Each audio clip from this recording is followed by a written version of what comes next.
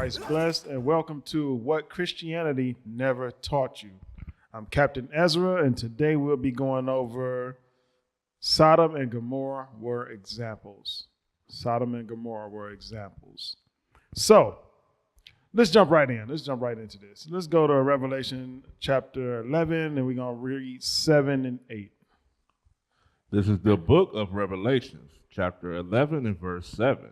And when they shall have finished their testimony, the beast that ascendeth out of the bottomless pit shall make war against them, and shall overcome them and kill them. And their dead bodies shall lie in the street of the great city, which spiritually is called Sodom and Egypt, where also our Lord was crucified. Wait a minute. So this place is spiritually called Sodom and Egypt. Sodom and Egypt. All right, let's deal with this a little bit, because we're in Babylon the Great, as some of us may know. And with that, sewn into the fabric of this country is the spirit of Egypt and the spirit of Sodom. But we're going to examine this some more. We're going to dig a little deeper. Let's look at the cities of Sodom and the cities of Sodom and Gomorrah. And it was multiple cities. It was 5 cities in total that encompassed this whole little area. But let's deal with this real quick. Let's go to Genesis 19, and we're going to start at verse 1. Let's get that. This is the book of Genesis, chapter 19 and verse 1. And there came 2 angels to Sodom at even, and Lot sat in the gate of Sodom. And Lot, seeing them, rose up to meet them, and he bowed himself with his face toward the ground. And he said, Behold now, my lords, turn in, I pray you, into your servant's house, and tarry all night, and wash your feet, and ye shall rise up early and go on your ways. And they said, Nay, but we will abide in the street all night. And he pressed upon them greatly, and they turned in unto him, and entered into his house. And he made them a feast, and did bake unleavened bread, and they did eat. But before they lay down, the man of the city, even the man of Sodom, compassed the house around, both old and young, all the people from every quarter. And they called unto Lot, and said unto him, Where are the men which came unto thee this night? Bring them out unto us, that we may know them. And Lot went out at the door unto them, and shut the door after him. So wait a minute. So in the city of Sodom, you had 2 angels show up. Now, remind you, Lot does not know that they're angels. He just see 2 men travelers, and he being hospitable, saying, listen, you can come and lodge in my house. But the men of the city, they also saw them. And they said, wait a minute, we want to have sex with these men. And it was both old and young. Letting you know that this thing was open. They was open with their homosexuality and their hypersexuality. All of that stuff was open in Sodom. It was no secret. It was well known. And then all of them gathered together to go to this man's house to try to get these men. All right, let's go to the book of Isaiah, chapter 3 and verse 9. Let's get that. This is the book of Isaiah, chapter 3 and verse 9. The show of their countenance doth witness against them, and they declare their sin as Sodom. They hide it not. They hide it not. They're open with it. The same way they were in the city of Sodom, it's like they were open with it. Guess what? We get into that same exact place here. I mean, I know when I grew up as a child, I never knew a single person that was a homosexual. I never saw it, never seen it, never bumped into it, didn't come across them. It was unknown. If they were there, they were in the closet. They hid it. But in Sodom, it said they hide it not. They're open with it. Finish that? Or start from the top. This is the book of Isaiah, chapter 3 and verse 9. The show of their countenance doth witness against them, and they declare their sin as Sodom. They hide it not. Woe unto their soul, for they have rewarded evil unto themselves. And they have rewarded themselves evil. They have put themselves under the judgment of God because they will not conform to his laws. But I got a video. I want to see this video. Let me get this video. It's called Record Number of Americans identify as LGBTQ? And we're going to start at 0. There's a new Gallup poll that shows a record number of adults in the U.S., 5.6%, now identify as LGBTQ. The increase is really being driven by the younger generation, and I think a lot of people might think that 5.6%, well, it depends where you live, right? If you live in a city, you might think 5.6%, that's it? That sounds low. If you live in maybe greater Minnesota, you might think that's, I don't know 5% of people who are in that. It also depends on the age of the people that you're hanging out with. 100%, right? 100%. I think it's very, very interesting that when you go to younger generations, each step down in age, you see an increase in people identifying it as LGBTQ. Listen to what he said. He says, as you get to the younger ages, letting you know, just like in the time of Sodom and Gomorrah, it was encompassing our youth. The young were getting involved in it. It wasn't just the old, it was old and young. And then just like you're seeing what's happening right here today. Come on, let's get some more of this. LGBTQ, and really Gen Z adults are changing the landscape of the way people identify their own sexuality. So 18 to 23-year-olds is what we're talking about. Right, and there you're talking 16% of them identify as LGBTQ. It's a very different world that we're living in now than, say, even 20 years ago, even 10 years ago, really. I mean, you look at even same-sex marriage passed here in Minnesota. So people are feeling more comfortable now. The kids are growing up in a different world than even what you and I grew up in. For the first time, they asked people, okay, like instead of the question just being, do you identify as LGBTQ? They asked, all right, well, are you lesbian, gay, bisexual, transgender, queer? Where do you identify?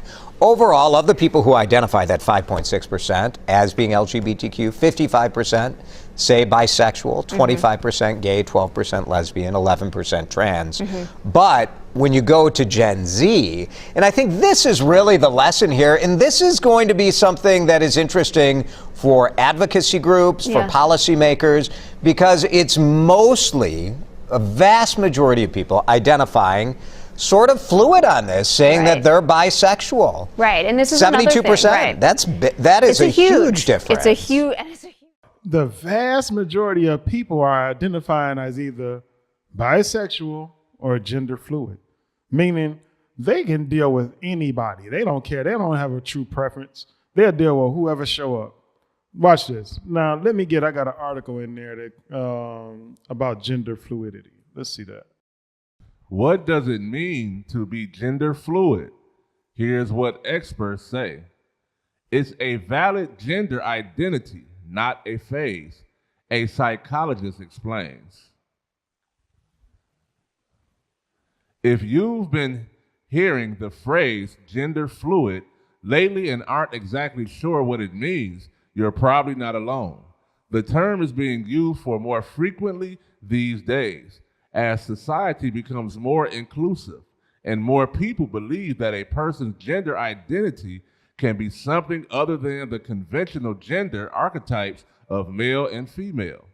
Before getting into the definition of gender fluid, it helps to understand what gender identity means, as well as the words cisgender and transgender.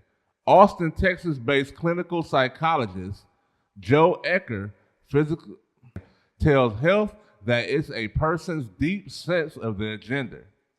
It may or may not match the sex you were assigned at birth or how other people see you.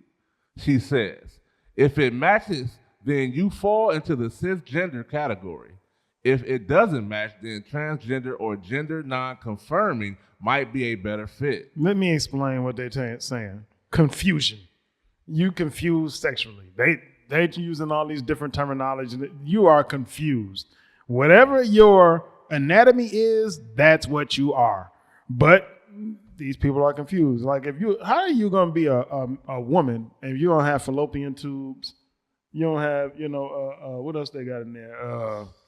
Ovaries. You don't got none of this stuff. But you're a woman. And then you're a man, but you don't got testicles. You don't got a rod. Like, are you serious? No, what they're saying is you're confused about your gender. And then due to you being confused about your gender, you are fluid. Just like Bruce Lee. Bruce Lee, he had his kung fu style or whatever you call it. And he was like, it's like water, meaning he can adapt to anything. That's what they can do. They can adapt to whatever. A horse show up, they can adapt to that. They can get down with it. Man show up and figure it out. We're going to get down. It's like you can adapt to whatever. That's what the fluid is.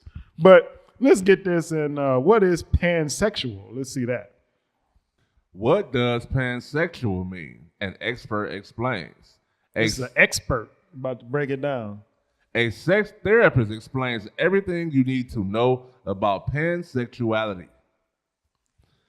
Over the past few years, many celebrities, including Miley Cyrus, Emily Hampshire, and Janelle Monáe, have come out as pansexual. In June 2020, Variety published a cover story on model and actress Cara Delevingne, who said that she identifies as pansexual. I always will remain, I think, pansexual, she said in her interview. However, one defines themselves. I fall in love with the person, and that's that. I am attracted to the person. So basically what they're saying is this. I'm not stuck one way or another. I can go left or I can go right. Whatever shows up and I like it and it looks good to me, I can get down with it, which is confusion. It is confusion. But this is what they are. And this is the same way they were in Sodom and Gomorrah. But let's examine some more. Let's get some more. Let's go back to the scriptures. To these crazy people. Let's keep moving. Let's go back to Genesis 19. This is pansexual. Are you serious? What kind of stuff is this? Or as the bishop would say, the hell is this? All right, come on. This is the book of Genesis, chapter 19 and verse 6.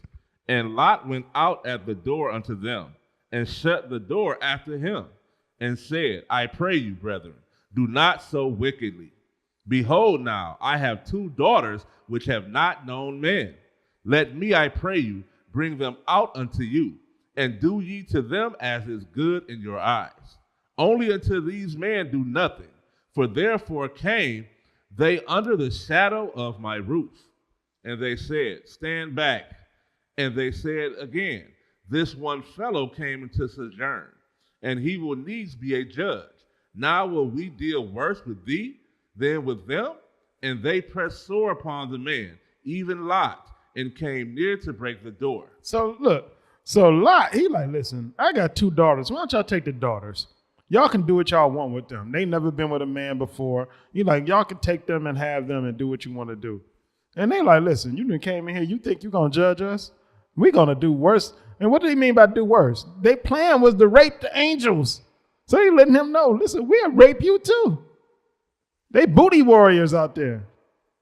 Booty more important than water. So they like, look, we'll get you too, bruh. You better get out the way.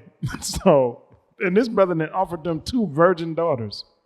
But I want to get something else. Let's drop down to verse 11. Watch this. This is the book of Genesis, chapter 19 and verse 11. And they smote the men that were at the door of the house with blindness, both small and great, so that they worried themselves to find the door. Wait a minute. I can't let that go by. They put blindness on these men, and they wearied themselves trying to find the door. Letting you know, the blindness wasn't going to stop them. Nobody said to one another and said, wait a minute, I can't see. The call for booty was, I told you, booty to them was more important than air, than water. It's more important than sight. They like, listen, they still trying to find the door.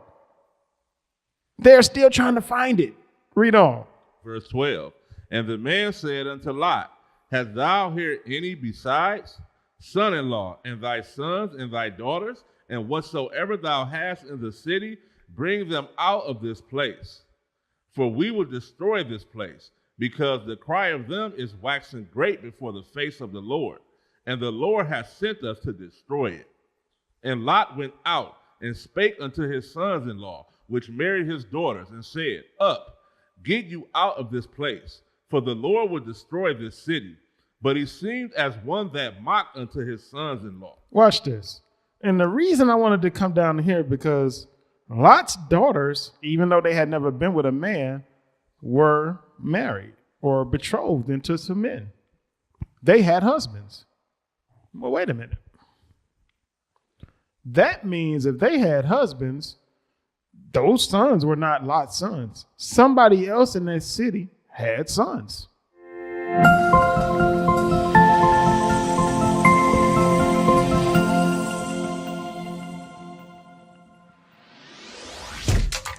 Shalom, Israel. This is Bishop Nathaniel. I want you to know that you can view all our Sabbath classes live on IUIC TV. That's right, I said on IUIC TV. Download the app today. Shalom. When it said that they came to knock down the door, they said it was young and old. So guess what? Some of those people that are young and old, they had parents. Why am I saying this? Because they were pansexual too. They were, in that time, they would go both ways. They want to rape Lot, and they also might have a wife at home. Because they had kids. Where are the young coming from? Where did the husbands come from for Lot's daughters? They had to come from somewhere. Somebody had them. But guess what? In this city, everything goes. You can have everything, anything. It didn't matter. It's the same way it is right now in Babylon. The exact same way. The same example is being set. So I want to get something. Let's get the definition. I want to get sodomy. Let's get the definition of that. This is the definition of. I was watching Clubhouse, listening to Clubhouse one night, and a brother came on there and brought this out, talking about sodomy, saying, "Oh, sodomy." Well, just read it. Let's see what we got, because he used this. Let's see this. This is the definition of sodomy: anal or oral copulation with a member of the same or opposite sex. Also, wait a minute. It said anal or oral copulation with a member of the opposite sex is sodomy. Sodomy. And this was this brother's argument. No, oral is sodomy too. Oral is sodomy. And he left off the opposite sex part. He just wanted to go all oral with sodomy. Even in his own definition he used, it's like, wait a minute, it's still sexual acts between two of the same kind. He's like, no. All oral is off.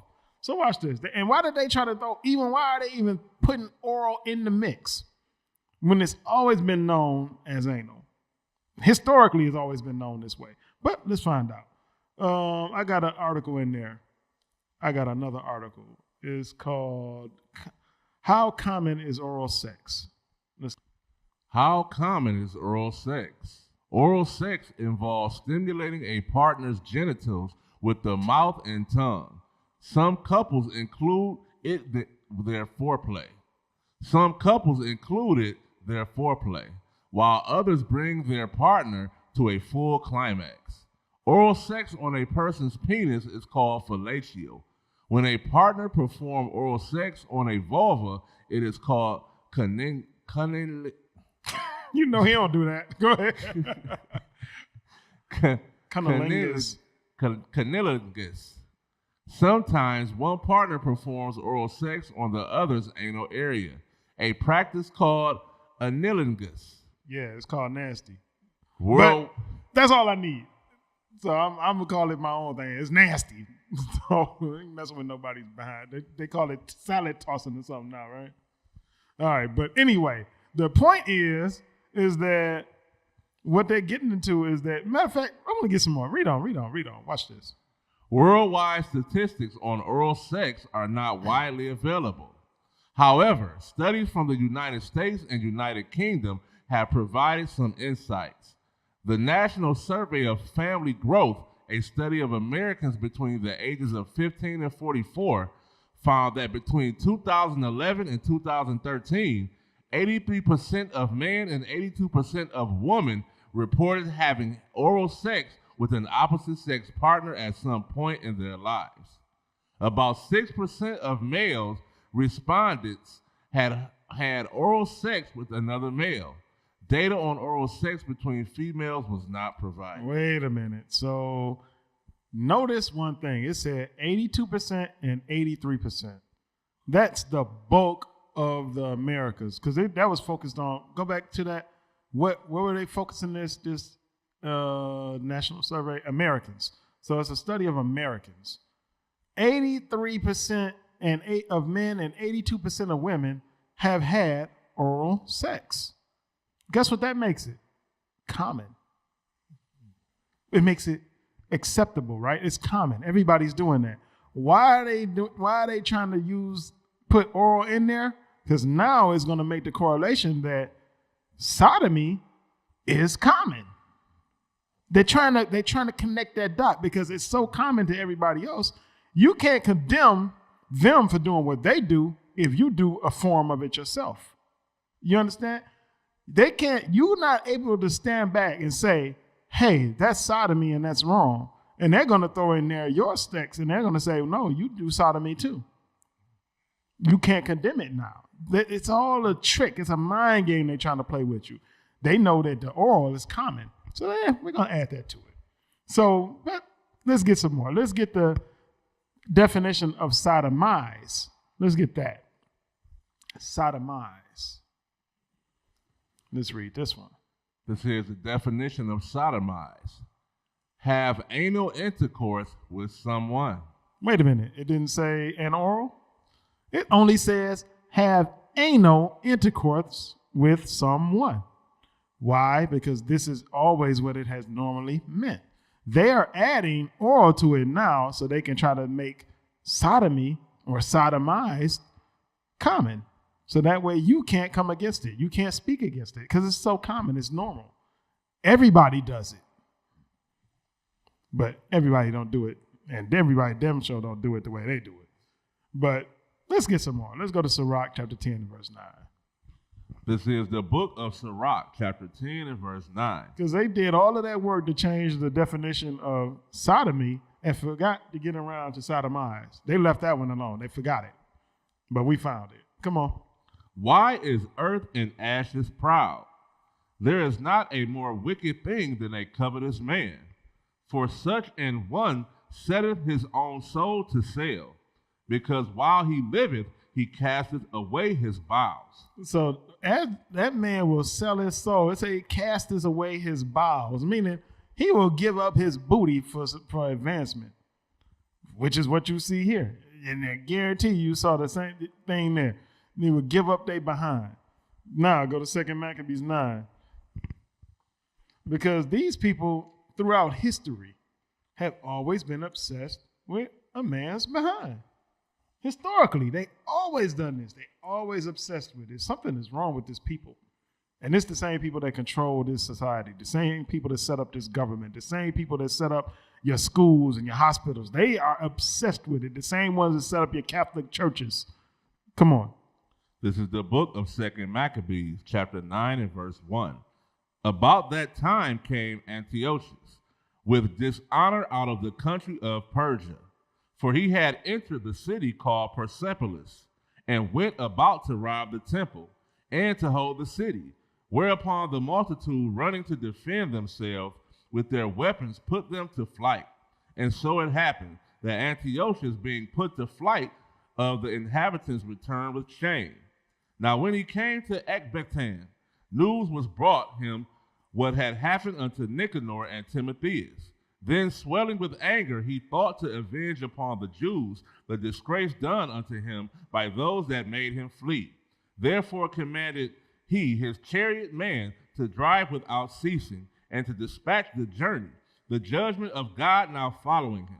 For he had spoken proudly in this sort, that he would come to Jerusalem and make it a common burying place of the Jews. So he coming with all of this pride, all of this fury, trying to come and destroy us as a people.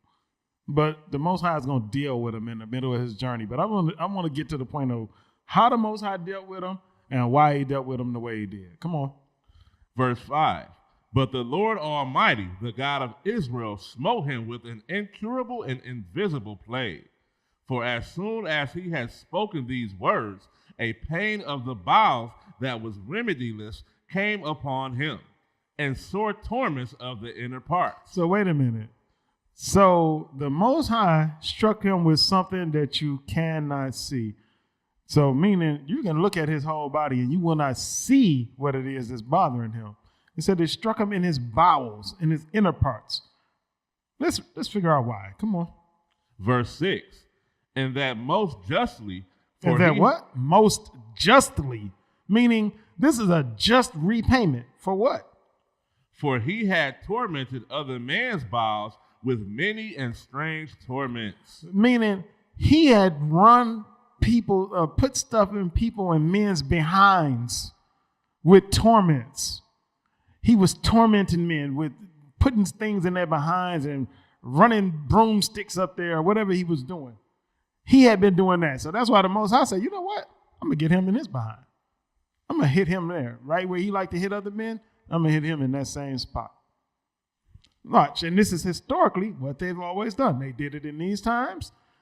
They did it in our time. Let's get that article. The New York, ABC New York. Former NYPD cop convicted of brutal beating in 1997 denied compassionate release. A federal judge has denied a compassionate release from prison for former NYPD officer Justin Volpe, who was convicted in the horrific attack of Abner Louima in 1997. What was the horrific attack of Abner Louima? This is when the New York Police Department took this brother, arrested him, and sodomized him with either it was a mop handle or a broom handle and rammed it up his rectum. The same way Antiochus did. These people are the same people doing the same things. Come on, read on.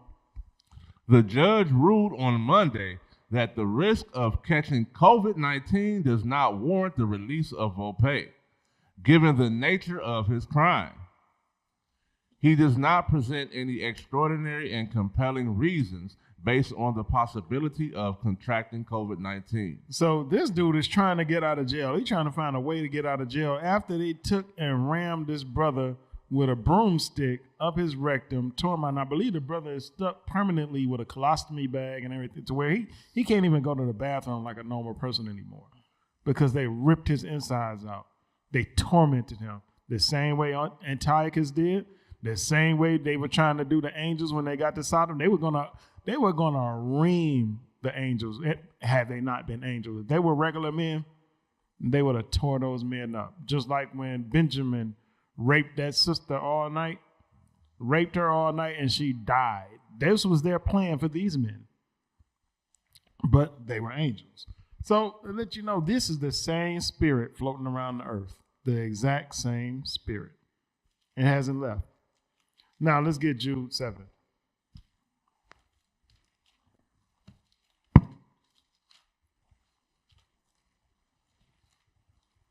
This is the book of Jude, verse 7. Even as Sodom and Gomorrah and the cities about them in like manner, giving themselves over to fornication and going after strange flesh, are set forth for an example, suffering the vengeance of eternal fire. It says that these people gave themselves to fornication and went after strange flesh. It didn't say anything about oral. It said they went after strange flesh. This is what they were doing. This is what was happening. And it's like we have a whole book based upon, well, we have multiple instances, but you can read the book. Let's get it to. Let's get Leviticus 18. That talks about, that explains what fornication is. And then it also explains about going after strange flesh. Let's see what it says. This is the book of Leviticus, chapter 18 and verse 22. Thou shalt not lie with mankind as with womankind. It says you should not lie with mankind as with womankind. Meaning the way you lie with a woman is not the way you lie with a man. You don't, it's no correlation into the way you need to do this. So that means it needs to be a distinction on the way you deal with a man and the way you deal with a woman. In Sodom, they had no distinction. In Babylon, they have no distinction. In what do they call Israel right now? They call it little Satan. Over in little Satan, they have no distinction. They're doing the same things right now in the Holy Land because it's the same people back in this earth once again. But let's see. So, did we finish that? No, sir. Thou shalt not lie with mankind as with womankind. It is abomination. It's abomination. This thing is detestable to the Most High. This is why that city had to be destroyed, just like you read about in Jude 7. Let's go back to Jude 7 real quick, because there was something in there that I want to make sure that we hit. This is the book of Jude, verse 7. Even as Sodom and Gomorrah and the cities about them in like manner, giving themselves over to fornication and going after strange flesh, are set forth for an example. They are set forth for an example. This is an example for us to read and look at and say, wait a minute.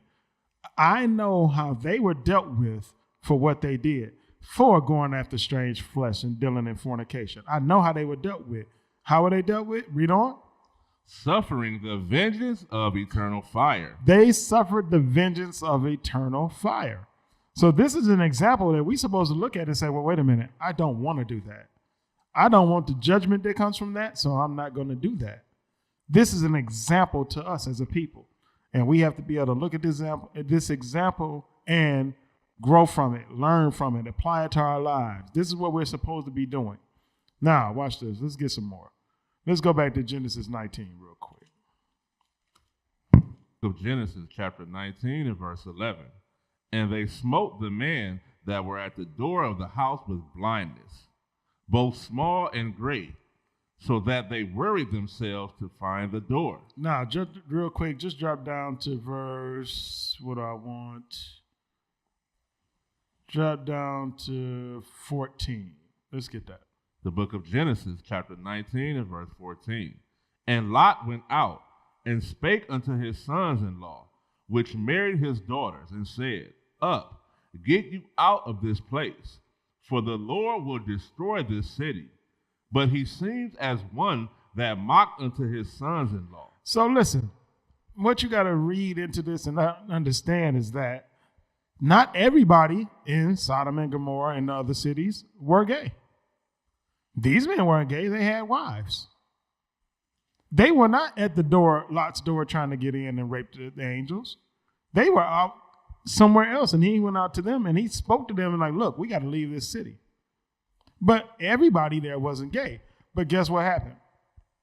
Some people turned a blind eye to the things that were going on, just like they try to make you do today. They try to make you agree with it. They try to make you act like it's normal. Like, I'm supposed to call somebody a woman that's clearly a man. I'm not doing that.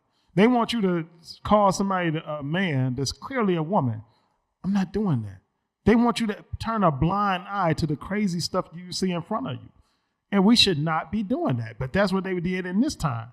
Because these men, they just lived there. They were living their life. They were moving on as if everything was okay, to the point where when he's telling them this place about to be destroyed, they're like, oh, get out of here. This place ain't going nowhere. The same way they do with America. America's going nowhere. This is America. Nobody can take America down.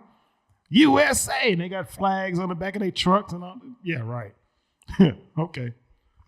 So let's get Genesis 19. Let's drop down to 18. This is the book of Genesis, chapter 19 and verse 18. And Lot said unto them, Oh, not so, my Lord. Behold now, thy servant hath found grace in thy sight, and thou hast magnified thy mercy, which thou hast showed unto me in saving my life. And I cannot escape to the mountain, lest some evil take me and I die.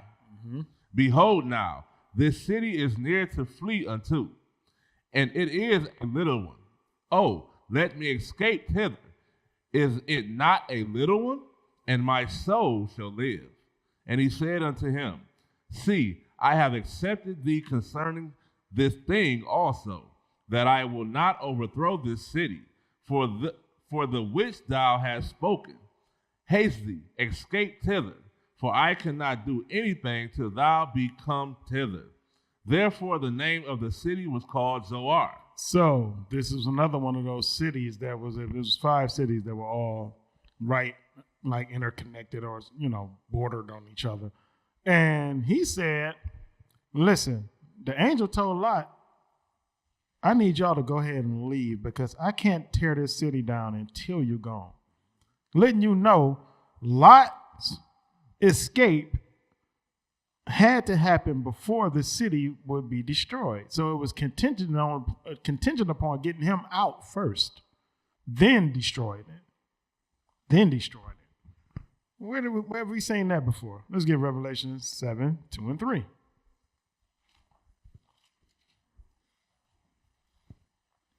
This is all examples. The examples we got out of Sodom and Gomorrah are examples for us right now, today. So let's see that. Let's get this. This is the book of Revelation, chapter 7 and verse 2. And I saw another angel ascending from the east, having the seal of the living God. And he cried with a loud voice to the four angels, to whom it was given to hurt the earth and the sea.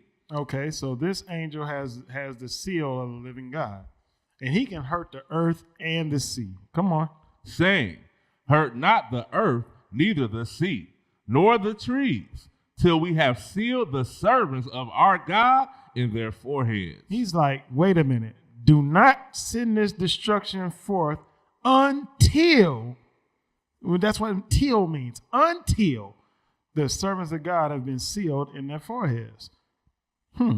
We just read that in Genesis. Like, you cannot destroy this city until Lot leaves. The same way this country will not be destroyed until we're sealed. It's the same thing. It's an example, one of another.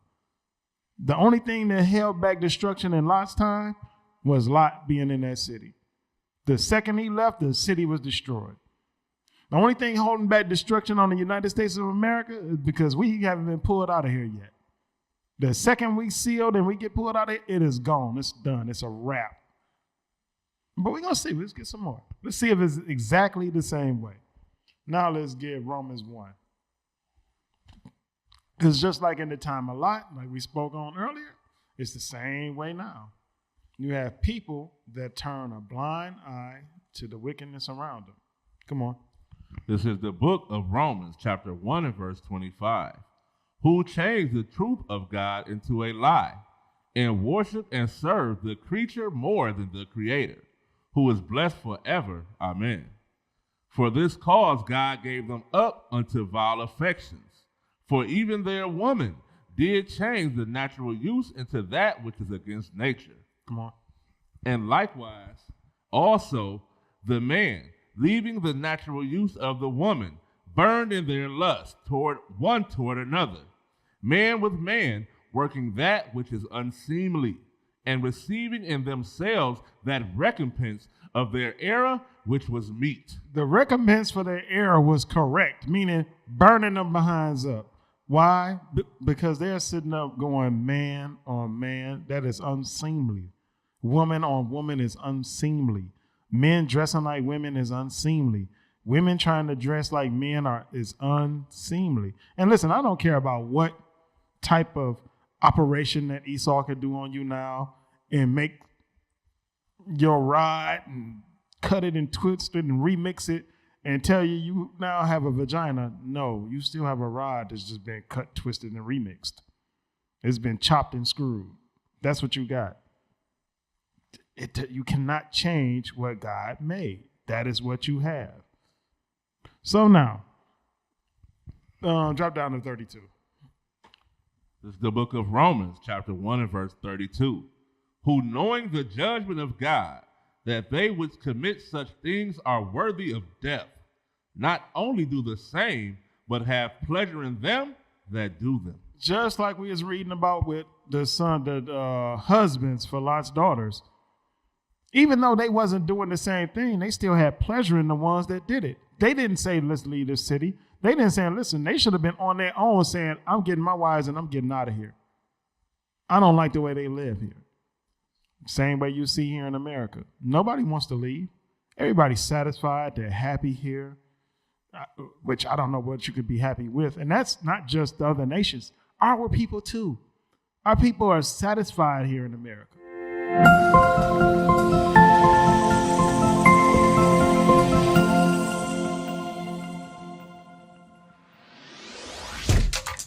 Shalom, Israel. This is Bishop Nathaniel. I want you to know that you can view all our Sabbath classes live on iuic TV. That's right, I said on iuic TV.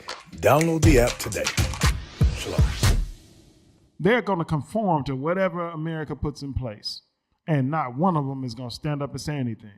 And then when we stand up and say that, listen, according to the scriptures, this is off, this is wrong. They don't stand up and say, or turn their blind eye. Then, now they stand up to the battle. And that battle they want to stand up to is against us. They don't battle the wickedness around them. They want to battle us talking about the wickedness around them, which shows you that they are right there in the same exact place as people were in that time. The same exact mental place as they were in that time. But let's get some more. Let's go. Let's go to Matthew chapter 10. Let's get verse 1.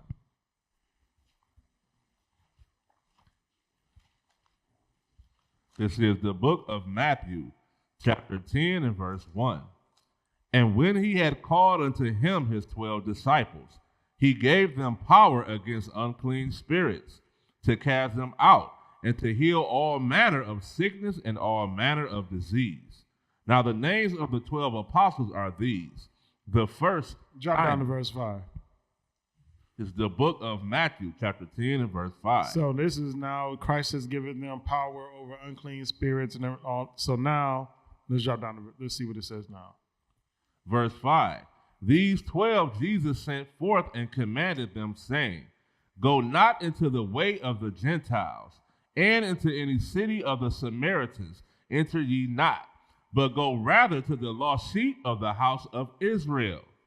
And as ye go, preach, saying, The kingdom of heaven is at hand. So he told them, he gave them a mission. After he gave them the spiritual powers to cast out unclean spirits, he gave them a mission and told them, don't go into cities of the Gentiles. I want you to go to the, where did he send them? Go not into the way of the Gentiles or the Samaritans, but rather go to the house of Israel, telling them the kingdom of heaven is at hand. Right? Now, drop down to verse 11. This is the book of Matthew, chapter 10 and verse 11. And into whatsoever city or town ye shall enter, inquire who in it is worthy, and there abide till ye go thence. And when ye come into an house, salute it. And if the house be worthy, let your peace come upon it. But if it be not worthy, let your peace return to you. And whosoever shall not receive you, nor hear your words, when ye depart out of that house or city, shake off the dust of your feet. Verily I say unto you, it shall be more tolerable for the land of Sodom and Gomorrah in the day of judgment than for that city. That city that does not receive that word from the prophets, the apostles that's been sent out, he's like, it's going to be better for them than Sodom and Gomorrah. But he's still talking about Sodom and Gomorrah. This has happened years ago, years before his birth, years in the past. This is all the way back in the time of Genesis. At least a couple of millennia, not millennia, what's 1,000 years? Millennia. Couple of them that went by at least. I don't know the exact time. But those have went by and they still bringing this up. Why? This is the most famous or well-known destruction that ever happened on the earth outside of the flood. And it's still noted at that time. Guess what? It's still noted in this time. So let's go ahead. I want to make sure I can get through all of this. So now let's go to, let me see what I got. Let's go to, I got a video, Sodom and Gomorrah being destroyed. Let's get that. 3,700 years ago in a cataclysmic event. It was an event that created so much heat it turned pottery to glass. The heat was so much that it turned pottery into glass. Let's remember that. It turned pottery into glass. Genesis 19:24. This is the book of Genesis, chapter 19 and verse 24. Then the Lord rained upon Sodom and upon Gomorrah brimstone and fire from the Lord out of heaven. And he overthrew those cities, and all the plain, and all the inhabitants of the cities, and that which grew upon the ground. But everything got destroyed by fire and brimstone that rained down. Remember that. And it rained down, and the heat was so hot that it turned pottery into glass. Now, let me get that article about prehistoric pottery. Prehistoric pottery. Prehistoric pottery, series in ancient technologies. Pottery was important to ancient Loans and is an important type of artifact for the archaeologists. All right, scroll down. There's something I want to watch. Scroll down a little bit. Pottery vessels were made from clays collected along streams or on hillsides. Sand, crushed stone, ground mussel shell, crushed fire clay, or plant fibers were added to prevent shrinkage and cracking during firing and drying. What's the first ingredient that said in there? Sand. Sand. I want us to remember that. Clays and sand. All right. Now, let's go to, I got a video in there. I got another video. The team uncovered a layer of ash dating from the Middle Bronze period burying the site, along with pottery that had burned at temperatures far too high to have been produced in a kiln. One pottery shard had even melted into glass. What could possibly cause... Wait a minute. He says that the heat there had to be so hot, it's hotter than anything that would have happened in the kiln, meaning anything they could have done on their own, these temperatures were much hotter than that. And then as we go into it, it said that it turned the pottery into glass, which we already read. But let's get that. Go back to 336. I want to see that again. The team uncovered a layer of ash dating from the Middle Bronze period burying the site, along with pottery that had burned at temperatures far too high to have been produced in a kiln. One pottery shard had even melted into glass. What could possibly cause... It said that the temperature was so hot that the pottery got burned into glass. And that pottery was made out of clay, sand, other things. All right. So now I got an article. I got another article there. Let's get that article. Trinite. How the first nuclear bomb turned sand to glass. So the very first nuclear bomb, when they was testing it, it turned the sand into glass. Wait a minute. That's the same type of high heat that was experienced in Sodom and Gomorrah. That it turned the pottery, which was made of clay and sand, into glass. So due to that high heat, from the nuclear blast, it turned sand into glass. Let's get some more. Isaiah 54:16. This is the book of Isaiah, chapter 54 and verse 16.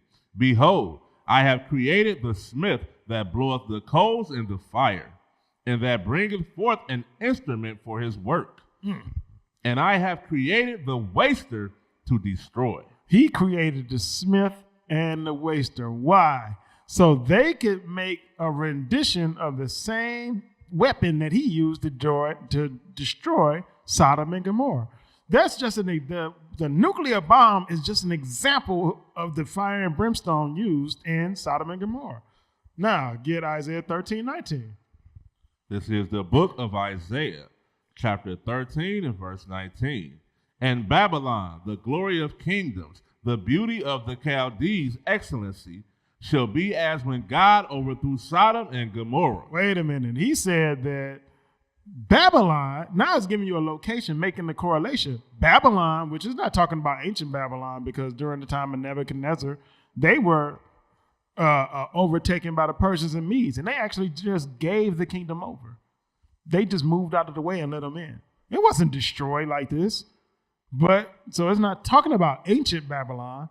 It's talking about the new Babylon, Babylon the Great. It said it's going to be the same way as it was overthrew Sodom and Gomorrah. And that was with fire and brimstone, with heat so hot that it could turn sand and pottery into glass. Come on now. Jeremiah 49:18. This is the book of Jeremiah, chapter 49 and verse 18. As in the overthrow of Sodom and Gomorrah and the neighbor cities thereof, saith the Lord, no man shall abide there, neither shall a son of man dwell in it. He said, when this destruction hits, nobody's going to be able to live in that land the same way. Nobody was able to live in the land of Sodom and Gomorrah when he destroyed that. It's the same thing going to happen here. Jeremiah 50 and 40. This is the book of Jeremiah, chapter 50 and verse 40. As God overthrew Sodom and Gomorrah, and the neighbor cities thereof, saith the Lord, so shall no man abide there, neither shall any son of man dwell therein. The same way that nobody's going to be able to live there. So it's the same exact way. You will not be able to live in the land once it's destroyed by this fire. Genesis 18:23.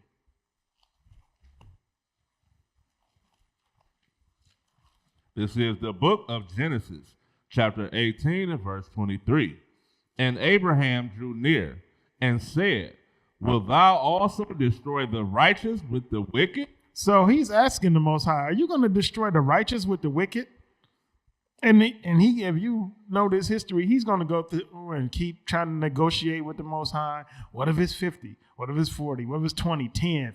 He's going to keep trying to negotiate with the Most High to get the number lower to try to save this city. And he's like, are you going to destroy the wicked along with them? Watch this. But now we got to understand this one thing. This one thing. Will you destroy the righteous with the wicked? Watch this. Go to... Genesis 19. Now go to verse 23. This is the book of Genesis, chapter 19 and verse 23. The sun was risen. As a matter of fact, reading for verse 2. I want to go back a little bit. This is the book of Genesis, chapter 19 and verse 2. And he 22. said, 22. This is the book of Genesis, chapter 19 and verse 22. Come on. Haste thee, escape hither. For I could not do anything till thou become thither. Therefore the name of the city was called Zoar. Mm-hmm. The sun was risen upon the earth when Lot entered into Zoar. Wait a minute. So he waited for him to get to Zoar, and the sun was risen. It was daylight outside. Sodom and Gomorrah wasn't destroyed at night. It was destroyed while it was daylight. Let's keep that in mind. Psalms 91. We're going to get 5 and 6. This is the book of Psalms, chapter 91 and verse 6. 5 and 6. This is the book of Psalms, chapter 91 and verse 5. Thou shalt not be afraid for the terror by night, nor for the arrow that flieth by day. That flieth by what? By day. Wait a minute. So this thing is going to happen in the day the same way it happened in Sodom and Gomorrah. Come on. Verse 6. Nor for the pestilence that walketh in darkness, nor for the destruction that wasteth at noonday. So the destruction is going to waste at noonday in broad daylight. The same way we saw that thing happen in Sodom and Gomorrah is the same way it's going to happen here. People are going to be walking around broad daylight, and that destruction is just going to pop off. So watch this. Luke 17:26. This is the book of Luke, chapter 17 and verse 26. And as it was in the days of Noah, so shall it be also in the days of the Son of Man. They did eat, they drank, they married wives. They were given in marriage until the day that Noah entered into the ark. So people were basically just living out their lives as nothing was wrong, nothing was going to happen. And then in the time of Noah, then the flood hit. In the time of Lot, then the destruction came. Watch this. I got an example. Let me get this video. Let's see what it looked like. You got people living their lives. They was at the ball game. They at the What's park. going on? Broad daylight. Minuteman missiles. Like a test, sort of. Like a warning? They're on their way to Russia.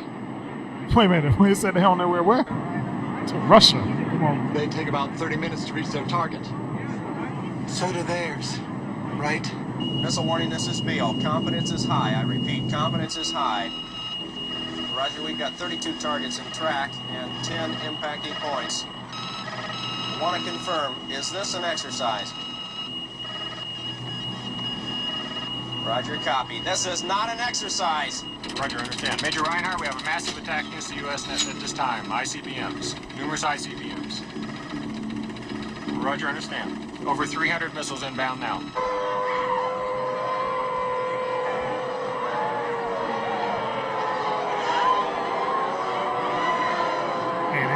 just like this. This one, what you saw in Sodom and Gomorrah, this is what you're going to see in America. Just this example that they're giving you. Chaos in the middle of the day.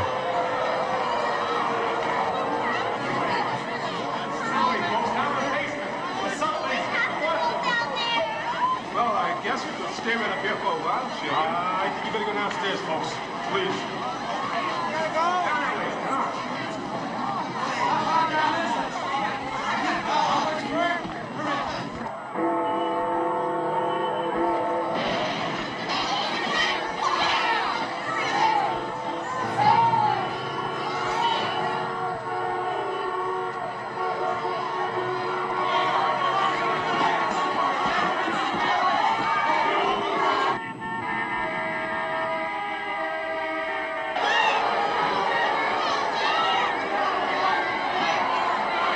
All right, that's all I need. That's all I need. People can get this link and watch this on their own. Now, I want to go to Genesis 19 and verse 18. Let's get that. This is the book of Genesis, chapter 19 and verse 18. And Lot said unto them, O not so, my Lord. Behold now, thy servant hath found grace in thy sight, and thou hast magnified thy mercy, which thou hast showed unto me in saving my life. And I could not escape to the mountain, lest some evil take me, and I die. Behold now, this city is near to flee unto, and it is a little one. O let me escape thither. Is it not a little one? And my soul shall live. And he said unto him, See, I have accepted thee concerning this thing also, that I will not overthrow this city, for the which thou hast spoken. So, like we read before, he's like, I'm not going to overthrow this city the same way you asked. And then just like we read before, the only thing was holding back the destruction at that time was Lot being sealed. Is the same way what's happening this time is us being sealed, us getting our minds right, us getting into these laws, statutes, and commandments. That's what's holding back the destruction right now. It's the same way. The angels are sitting back waiting to destroy this thing. But they're waiting on us. They're waiting on us to get sealed in our minds, getting these laws, these statutes and commandments, being able to turn scriptures and applying them in our lives. And when we see things happen around us, we don't turn a blind eye. We deal with it. We deal with it head on. Listen, that's wicked. That's evil. We deal with it. And this is what's being waiting on. So real quick, I want to get one last thing. I want you to get look up, the movie is called Knowing, and I want the destruction scene. I'm going to end it on that.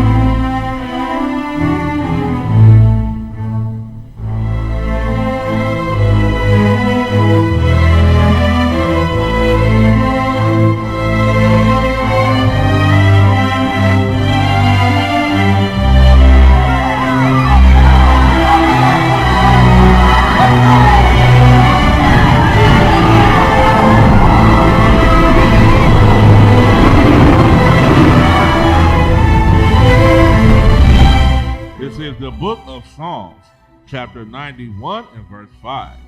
Thou shalt not be afraid for the terror by night, nor for the arrow that flieth by day, nor for the pestilence that walketh in darkness, nor for the destruction that wasteth at noonday. So that destruction is going to come at noonday. It's going to come in broad daylight. The same way we saw in the other example, the same way we see in this example, the destruction is going to come at noonday while it's bright and sunny and you happy. Gomorrah is going to be old, it's going to be young, it's going to be whatever nationalities are there. Everybody's going, because everybody getting the same judgment at the same time except those that are keeping the law, statutes, and commandments. All right, matter of fact, let me get a scripture. Let me get that in Psalms 91. And we close out on this. This is the book of Psalms chapter 91 and verse 5. Thou shalt not be afraid for the terror by night, nor for the arrow that flieth by day, nor for the pestilence that walketh in darkness, nor for the destruction that wasteth at noonday. So that destruction is going to come and waste this land, the new spiritual Sodom, at noonday. Meaning while you're out at work, while you're at the doctor's office, while you over there at your, your side piece house, while you send in that text message about how you coming over. This is when it's going to happen. Right when you think everything is going the way it's supposed to go, it's going to hit. We used to scream black power while heroin was pushed. But at the end of the day, nothing's in vain. IUIC has been given a vision. The tents of Judah has risen. Many has attempted the mission, minor murmuring, omitting, and missing the mark. Just reading that he had the flame of fire in his eyes gave us the spark. We on Paul's mission. We out on the road, purple and gold, from Mexico, Cuba, Haiti, Ghana, Sierra Leone. 144,000 boots banging, concrete crackling. These are our men repented at heart. The scriptures is proof. IUIC, we deliver the truth.